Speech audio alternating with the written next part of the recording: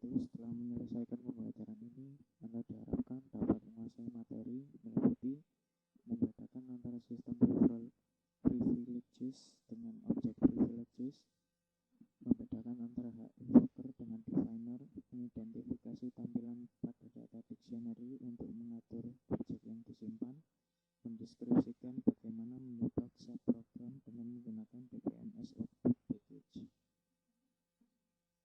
Hak akses yang diperlukan untuk dapat merujuk dan mengakses objek dari skema pada sebuah subprogram yang berat, PLN harus diasosiasikan mengakses pada objek yang ditunjuk secara eksplisit, tidak melalui peran. Next, granting access to data, yaitu memberikan akses ke data. Itu adalah gambarannya. Lalu menggunakan hak invoker, kita perlu menambahkan sintaks out id current user.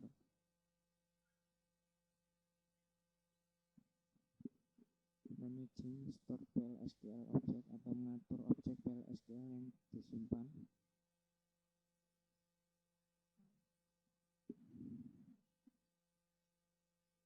Selanjutnya user object, kolom yang merupakan deskripsi kolom, objek name yaitu nama dan objek ID, identifier internal untuk objek type, tipe dari objek, sebagai contoh prosedur, function, package body atau trigger. Created, tanggal ketika objek dibuat. Last DDLN, tanggal ketika objek terakhir kali dimodifikasi. Timestamp, tanggal dan waktu ketika objek terakhir kali direcompile. Status, valid atau invalid. Berikut adalah contoh mendaftarkan semua prosedur dan fungsi.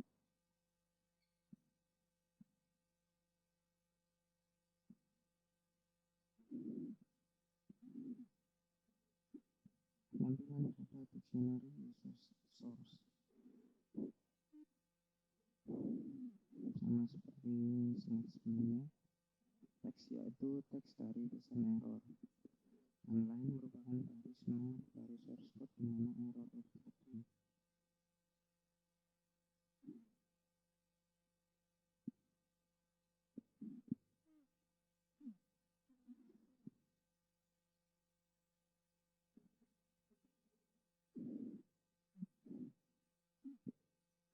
Ini fungsi user errors. Sama seperti yang sebelumnya. Dan ada sequence yang merupakan urutan nomor untuk ordering dan position, yaitu posisi pada line di mana error terjadi.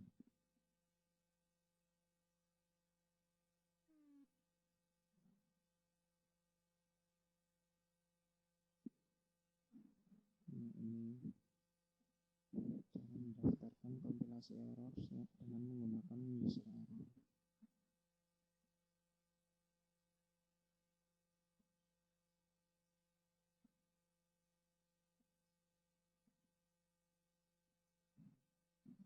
Selanjutnya mereka describe pada MySQL plus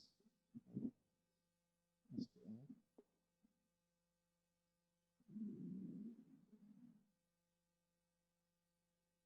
Selanjutnya mendapat unit program PLSQL package dan DBMS output, mengakumulasikan informasi ke dalam buffer, mengizinkan pemanggilan informasi dari buffer, memanggil autonomous procedure.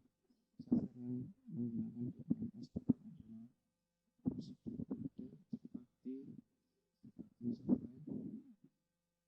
Ini ringkasan materinya.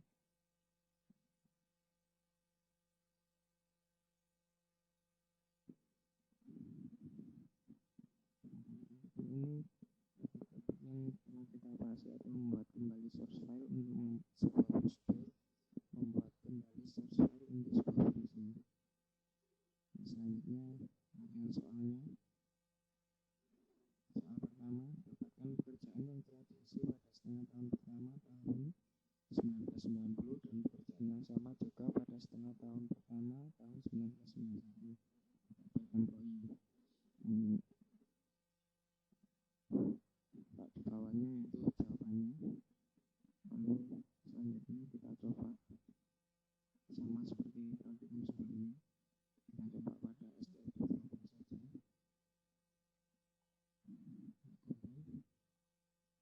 Menggunakan user HR di sini. Selanjutnya bakaran script atau bakaran aslinya. Ya, hasilnya seperti itu. Yang yaitu IP Pro.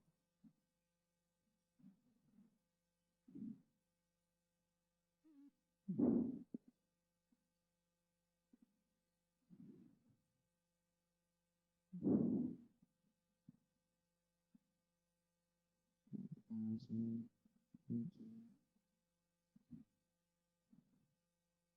yang selanjutnya saja.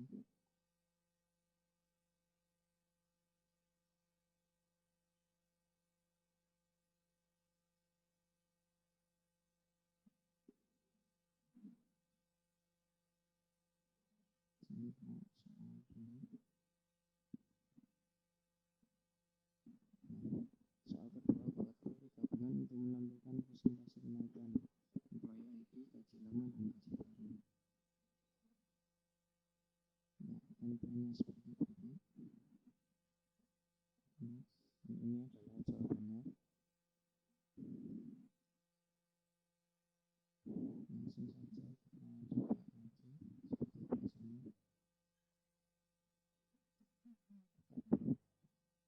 Copy, hapus dulu.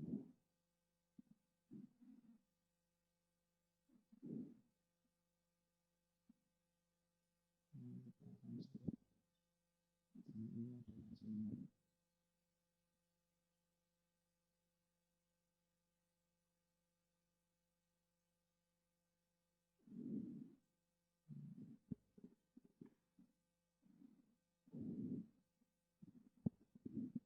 Selanjutnya soal nomor 3, yaitu buat query untuk menampilkan 3 teratas karyawan gaji tertinggi, tampilkan nama akhir dan gajinya. Dan itu adalah contoh outputnya, King, Kohar, dan Dehan. Dan yang di bawah ini adalah jawabannya. Langsung kita coba lagi.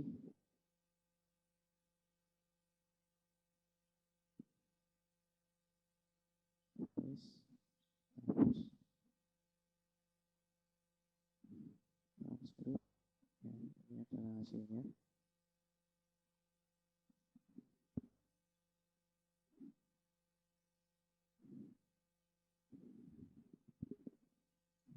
Selanjutnya soal nomor 4, buat query untuk menampilkan employee ID dan nama terakhir dari karyawan yang bekerja di California dan Houston.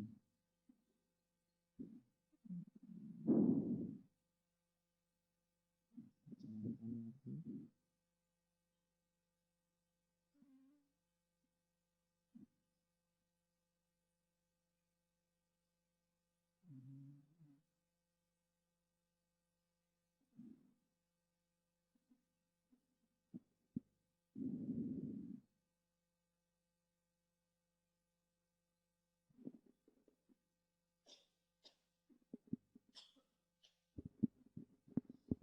Soal nomor 5, buat query yang menampilkan job ID di mana gaji maksimum dari pekerjaan itu di atas setengah gaji maksimum seluruh perusahaan.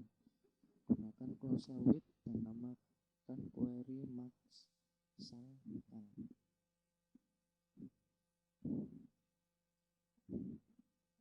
Kita coba lagi. Copy.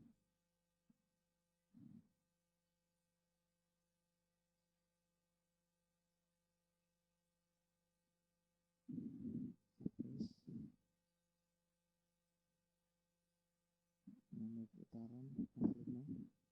Dan ini adalah hasilnya.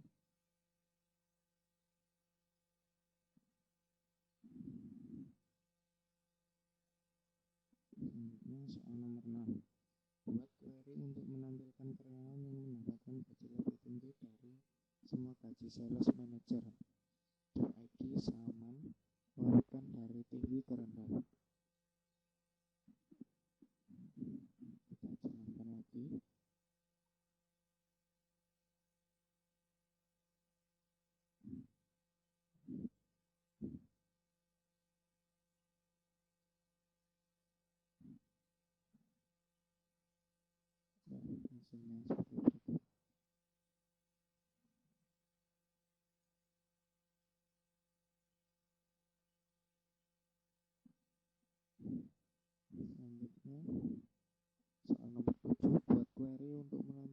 nama karyawan yang memiliki satu atau lebih teman kerja pada departemen yang sama, tetapi headcount-nya lebih kecil dan gajinya lebih besar.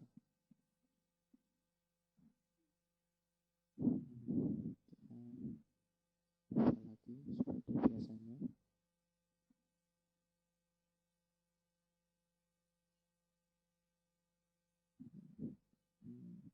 Jawabannya menempelkan nama terakhir dari employee.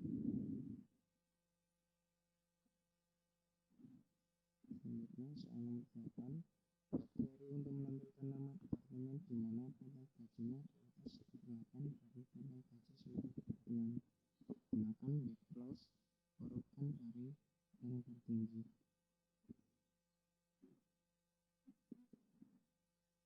Kita jalankan lagi.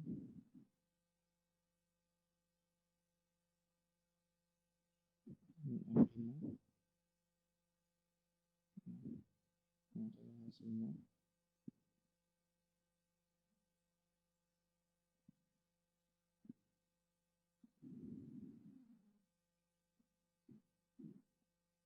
Lalu soal ke-9, buat report yang menampilkan chart organisasi dari departemen Morgo, cetak nama akhir, gaji, dan departemen ID-nya.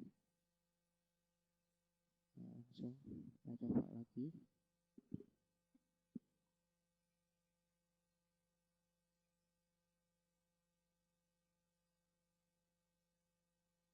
Taruhan. Ya, ini adalah hasil outputnya.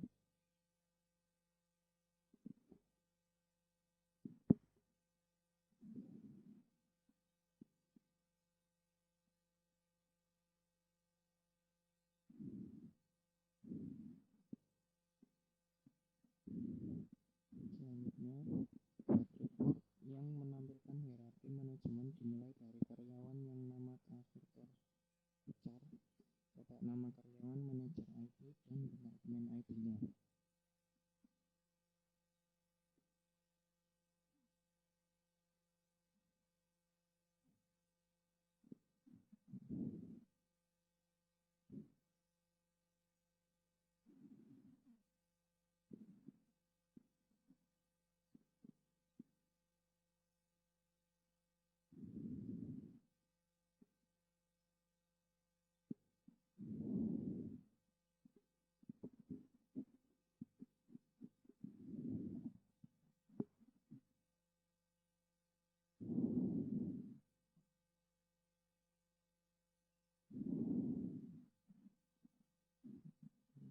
Sedikit karena salah.